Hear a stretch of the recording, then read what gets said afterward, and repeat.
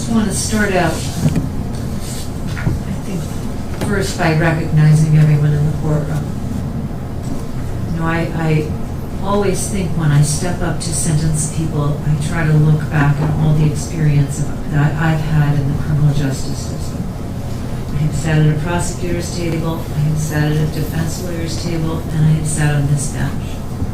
I have not sat in Attorney Davido's seat, but I have heard many, many people over the course of my 35 years come in with the pain and suffering of being a victim of a crime. And so I recognize everything Attorney Davido said.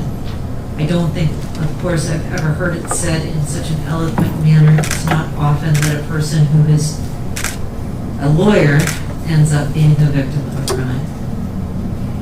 So I do recognize that there is pain in every part of this courtroom. Mr. Holloway, I know, is in pain, his family members, his friends. There's absolutely no joy in any sentencing in a case like this. So my job as a judge is to be dispassionate.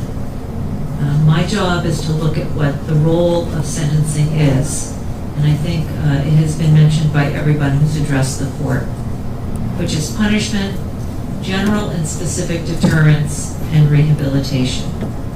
And with the context of the history of the person who comes before me, I apply those three factors. Mr. Holloway, I've actually seen and gotten to know you more in some ways than most defendants, because most defendants have the shield of a lawyer in front of them. And lawyers often don't let their clients speak. And so I don't get to know them very well. I get to know the pieces of the person that the lawyers will let me see. So I have gotten to know you a little bit. And I recognize in having done that you're a very complicated man. I have seen you be very unrealistic in your arguments. I have seen you verge on being paranoid about things that are happening. But I've also seen you be respectful. I've seen a lot of your writings. They are intelligent. They are done with great effort. And so I see that there is a part of you that probably nobody else has seen, because I've seen you in a number of hearings. You also have a sense of humor, and I've seen a little bit of that during the course of our hearings. So I don't think you're a monster. I actually don't think anybody is a monster. I think human beings are very complicated. I'm not just looking at the incident that happened. I'm trying to look at it in a broader picture. That picture, however, includes a number of things that have happened and for which you've served time that have been violent offenses. And I can't disregard those. I know we've had many bail discussions where you've said those happened in Massachusetts, but that's part of your history. And I have to sentence with those things in mind as well. I also am aware in October that you were in a heightened emotional state given what had happened to your father, your stepfather. And I know that when Mr. Davido walked in that room, you were in some crisis as a result of that, and I am considering that as well. So when I look at punishment, deterrence, and rehabilitation, deterrence is an easy one. I don't think there's any lawyer who ever expects to meet with a client to be hurt the way Attorney Davido did.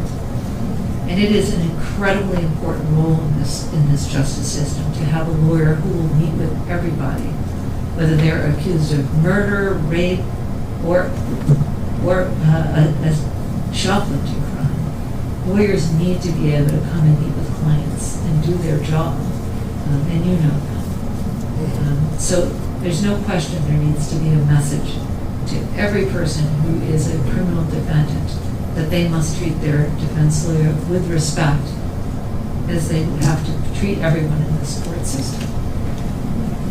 I think that there's a specific deterrence that I think is important for you.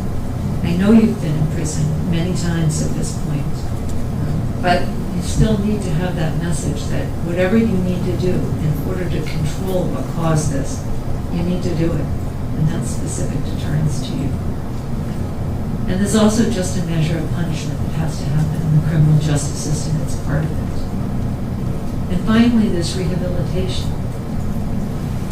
When I look at your history, and I think, where could Dale Holloway be safely rehabilitated? I don't think it's out in this community at this point. So there has to be a substantial amount of time behind bars for you to access whatever there is there for you to be rehabilitated.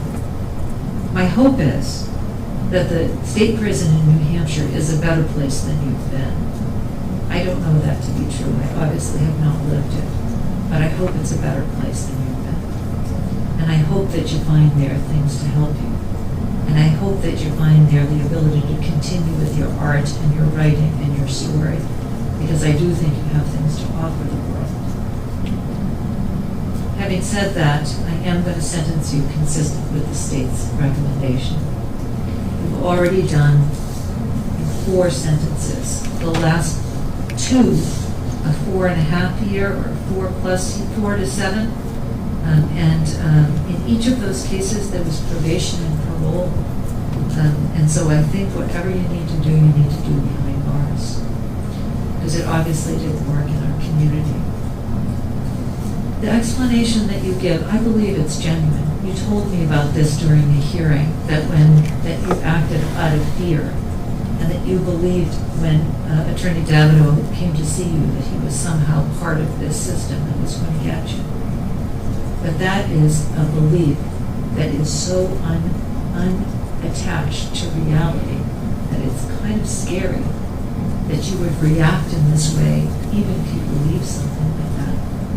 I look at Attorney Davido and I find somebody believing he could be a threat is just so off the mark that it's hard to even get my head around how that could be. But my head's not your head, my experiences aren't your experiences. But if that's what triggered this, then something very small can trigger this kind of behavior. For a family to say things like, I was worried that Michael would die, is not something that people should have to know. So with that said, I'm going to adopt the state sentence. The sentences to the New Hampshire State Prison for not more than 7 years, or less than 3.5 years. There is a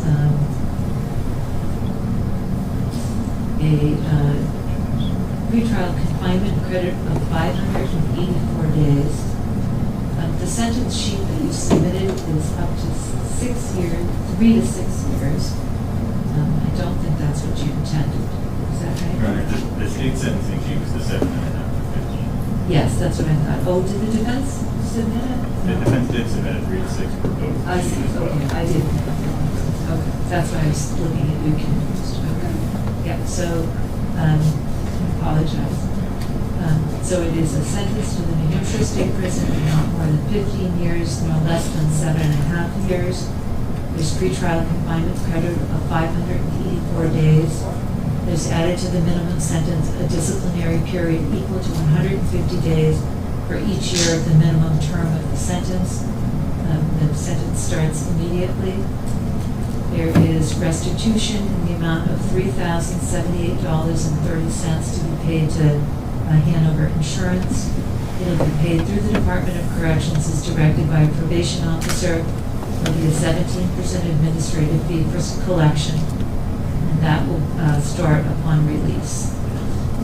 The conditions are good behavior, meaningful participation and completion of any counseling, treatment, and educational programs as directed by a correctional authority or probation parole officer, that you allow law enforcement to destroy any evidence collected in the case or return it to its rightful owner, that you waive sentence review in writing or on the record, that you waive eligibility for 65120 suspension as part of the sentence. The second sentence is a suspended sentence, a fully suspended sentence, and it is sentenced to the New Hampshire State Prison for not more than 10 years or less than 5. Both the minimum and the maximum sentences are suspended. The suspension is for a period of 5 years, which starts upon your release. and suspensions are conditioned on good behavior and compliance with all the terms and conditions of the order. The sentence, if it's imposed, will be consecutive to the first one.